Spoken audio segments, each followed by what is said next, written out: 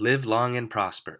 Is the Vulcan salute a part of language? The Vulcan salute is a nonverbal greeting that was popularized by Leonard Nimoy, who played Spock in the 1960s television series Star Trek. The Vulcan salute is an example of an emblem. And what is an emblem, you ask? An emblem is a gesture that is conventionalized to have a specific meaning, so it is almost like a word, except that the meaning is conveyed by movement of the body, usually the hand, instead of via sounds to form speech. It is important to point out that since emblems are conventionalized, they can mean different things in different cultures or languages. For example, the OK sign we use in Canada means different things in different places. In Japan, it means money, and in France, it means zero or worthless. So now that we know what an emblem is, let's go back to the Vulcan salute. Is this emblem a part of human language? To answer that, we must ask ourselves, what is human language? Human language is unique in comparison to the communication used by other animals, such as seagulls or dogs. The communication systems used by these animals are closed systems that consist of a finite and very limited number of ideas that can be expressed. As a result, they are not classified as language. But what does classify something as language? Well, language is classified apart from other forms of communication by 4 design features, all of which must be met for the communication system in question to be classified as a full language. The first design feature is duality of patterning, which describes the idea that meaningless forms, such as sounds or hand movements, construct meaningful elements such as words and emblems. In spoken English, all of our words are made from letters in the alphabet, which correspond to sounds.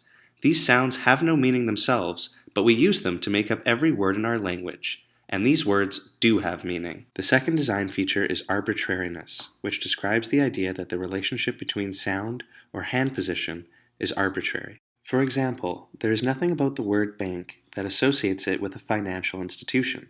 We know this for sure because there is another completely unrelated meaning for the word bank, a riverbank. The third design feature is productivity, which describes the idea that new and meaningful words can be produced.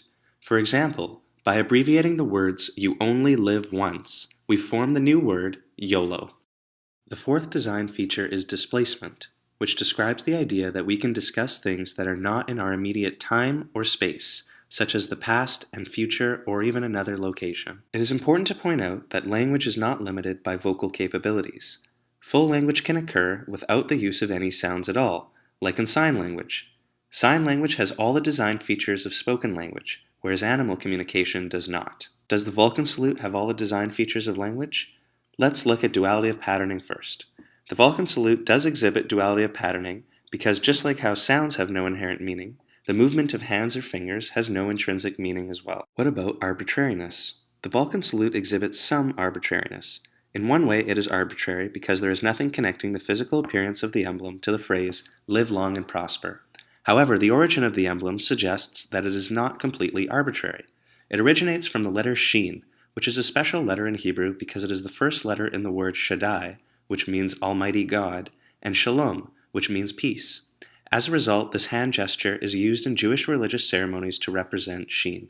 The connection between Shin and Star Trek came about when Leonard Nimoy first viewed this gesture in a religious ceremony.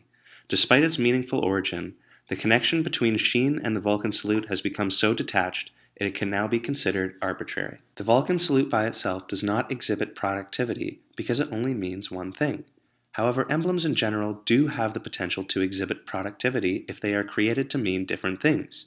We don't really do this though, so emblems therefore don't exhibit productivity either. The Vulcan salute does not exhibit displacement because it cannot signify for other people to live long and prosper.